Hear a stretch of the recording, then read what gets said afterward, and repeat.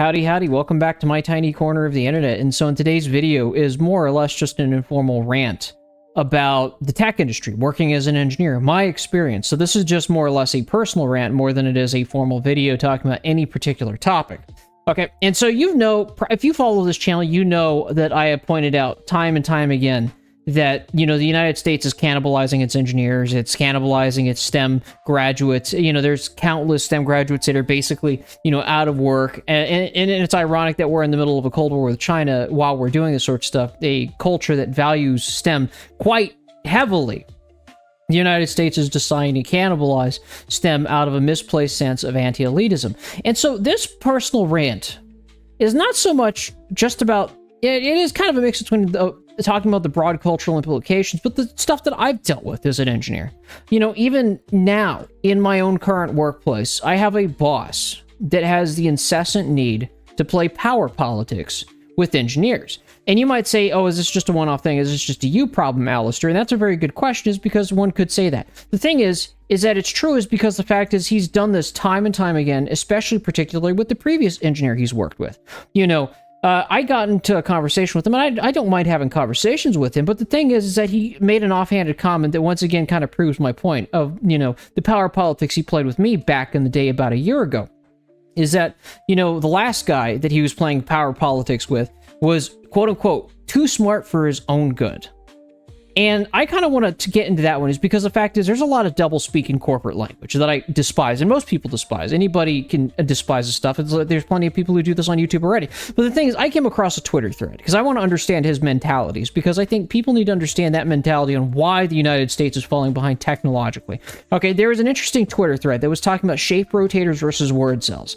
Okay, and they say that the common cultural contention is that you need to value the shape rotators because they actually build things for civilization. But the word cells had turned this on his head, because the fact is that, who rotates the shape rotators? The word cells, is because they're good at social manipulation and gaslighting. And so the fact is that at the end of the day, soft skills triumphs hard skills. So we've been told, okay? Now my boss is almost exactly one for one this kind of mentality. The fact is like, oh, engineer, you might be good at hard skills, but you don't understand people, you don't understand social dynamics, and so you lack soft skills, and so you're easily manipulatable, okay? It just essentially boils down to gaslighting, okay? And so the thing is that when he said, oh, he was too smart for his own good, this previous engineer he was dealing with, the context behind that is this is how much of an insufferable asshole he is because the fact is that there were 4 engineers that worked for the team. And he was such an insufferable asshole playing power politics with them that eventually they resigned and changed, groups, 6 months ago. Because they got tired of his power politics, his chain yanking, and his consistent need for control and power over people. Because he doesn't have any technical skills himself, and he feels intimidated by that, so he has the need to basically control other people. And he thinks he's being clever about that is because he thinks in his own deranged little brain, because for the lack of his technical skills, he pats himself on the back that he's a master at social skills and manipulating people, when in fact everybody can see through his manipulative behavior. Multiple people have left the team. And he tried to do this to me as well. And eventually I told him straight up that I'm not interested in the common social tricks that you play, i.e. trying to make me the owner of the project and tie my ego to it, which I don't really care. None of these jobs pay enough for me to give a shit about your product. I'm just here to earn a paycheck and deliver your product at the end of the day as an engineer and call it a day and earn my paycheck and go home. Okay, your project is not my identity, but a lot of the times what these managers will do is try to make their project your identity and make it tied to your personal worth as the owner of that project. Even though you have no ownership in the company, you have no ownership of the project that you're working on, they want to basically make you think you have ownership of it and then tie all the responsibility to you without any of the rights and then make it a part of your personal identity. And they tried this with the last engineer and the last group of engineers, and they got tired of that. And don't get me wrong, the last guy was very much like this. He was like, oh, I want to work on something meaningful, yada, yada, yada. I don't care about that stuff anymore. It's because I don't get paid enough to give a shit, okay? If my salary was $200K a year, number one, A, I wouldn't be a communist, and number two, I would probably be invested into making a project my identity as much as he loves to talk about controlling engineers in such a way, okay? But because neither of those requirements are fulfilled, that I don't make enough money to give a shit, when it comes to working on somebody else's project, it's not my identity. It's a job for me to earn a paycheck so I can go home and enjoy the rest of my life. Okay? It is an excuse to pay the bills so I can have a place to live and have enough money left over to work on my side projects that I enjoy and not be at work. That is what it essentially boils down to. Okay? Now, he thought the exact opposite. He thought I was like this other engineer, so he's essentially shadowboxing the other guy, shadowboxing me through the other guy, and he thought I was just a replica for the other guy, and that this was all an ego thing, and that I must just be an autistic nerd that could just be socially manipulated by making a product somebody's identity. It's kind of funny that the people who love to harp on about how they're masters of understanding people just can't fucking understand people, and they're actually incredibly fucking stupid. It is actually impressive that this guy thinks he's a master at social manipulation, but he's actually one of the dumbest fucking people you could ever possibly meet. Which is funny is because he thinks he's compensating for his lack of technical skills with social skills, yet he has neither, which is kind of ironic, so he's just an idiot. But that's kind of the thing, okay?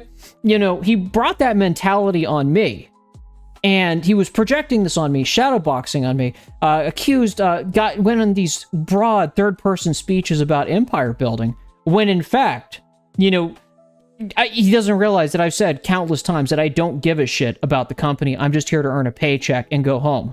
And that's kind of the interesting thing. Not once did he ever recognize that fact. Anything else beyond that requires an additional paycheck.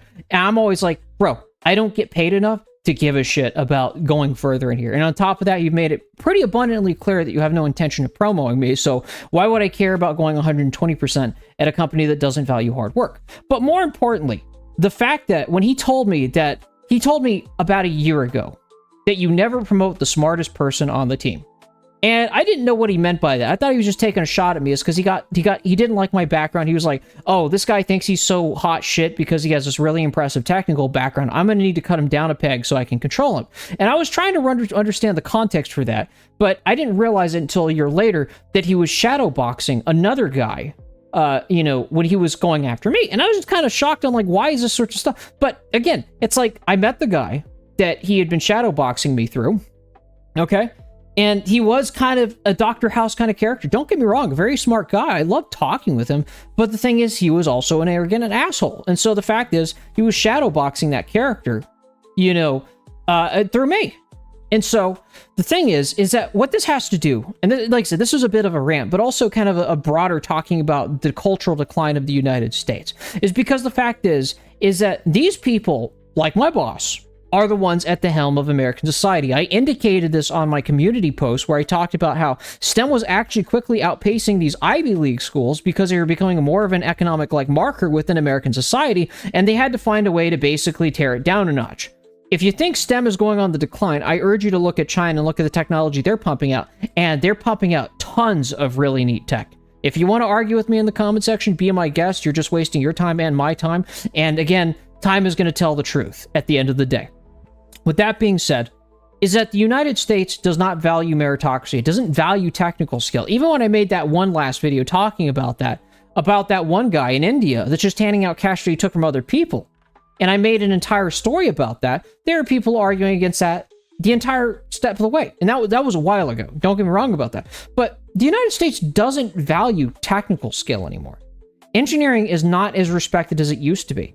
And in the long run, yeah, it's going to bite the United States in the ass, but the thing is that when you're trying to convince an arrogant person that they're doing something stupid, try and talk to an arrogant person about doing something stupid, okay? They will never listen to you because they think they're above you, they think they've got the got on you, and there's nothing you could say to change their mind. And so the thing is, all you can do is let them do their stupid shit and figure it out for themselves.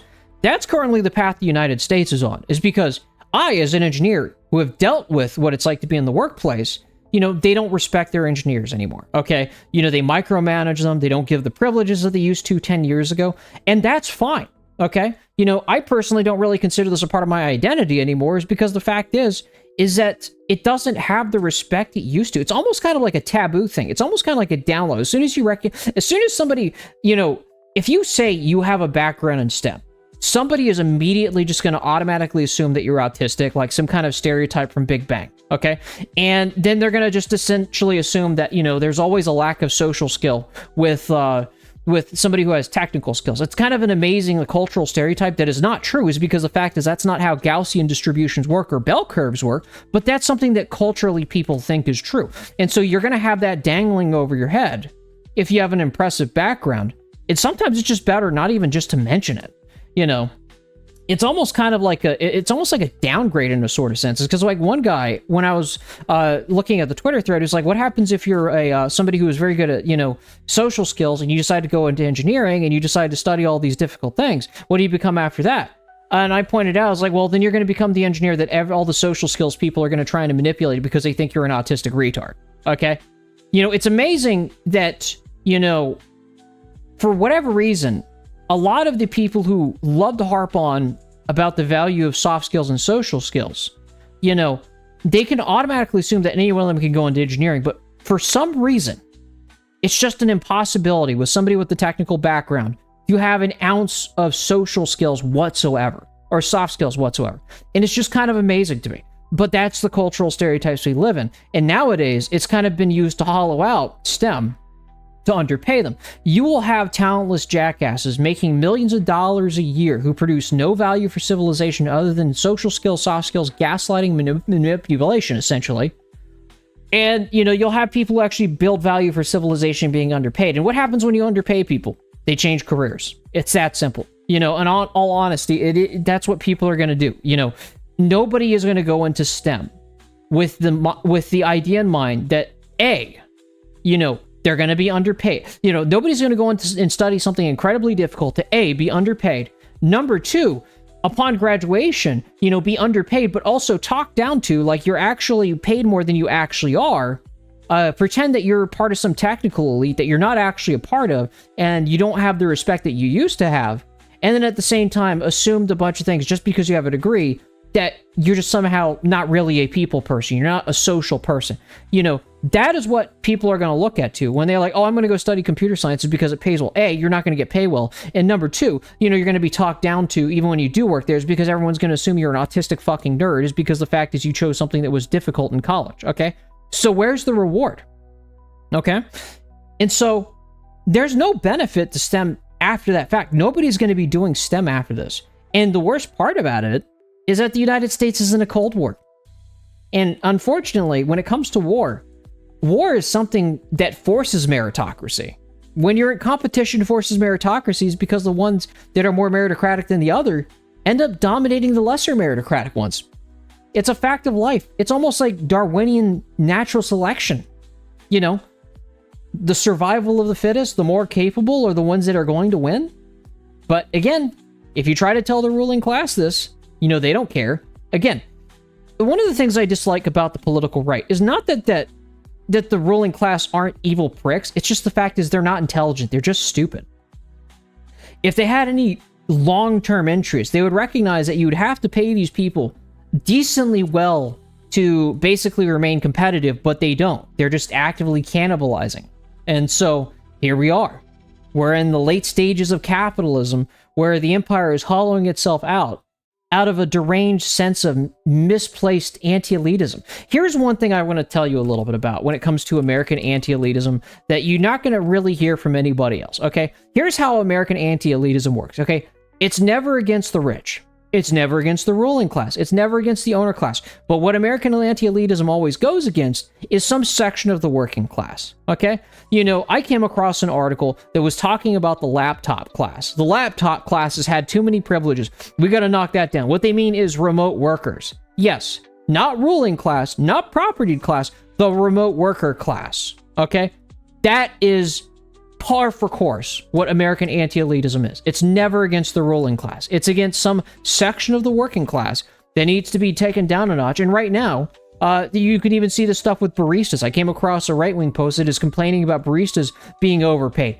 Nobody on minimum wage is overpaid.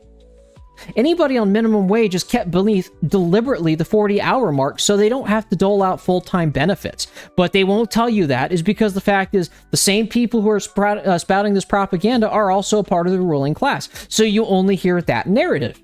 Again, that is the sense of American anti-elitism. And it's the same thing that's going against engineers as well, okay? One of the reasons why I've kind of distanced myself a little bit in talking about boomers is because the fact is like inevitably what the ruling class is going to do is when they recognize the property crisis, when they talk about BlackRock, they're going to change the narrative into boomer hate, just to kind of avoid any criticism about BlackRock. Like that is what the ruling class does. They're going to deflect the blame of every societal ill towards some group besides themselves. That is the gist of American anti-elitism.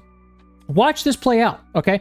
Every time, you hear about some kind of establishment, anti-establishment sentiment, 9 times out of 10, it's going to be against some section of the working class that needs to be gutted out.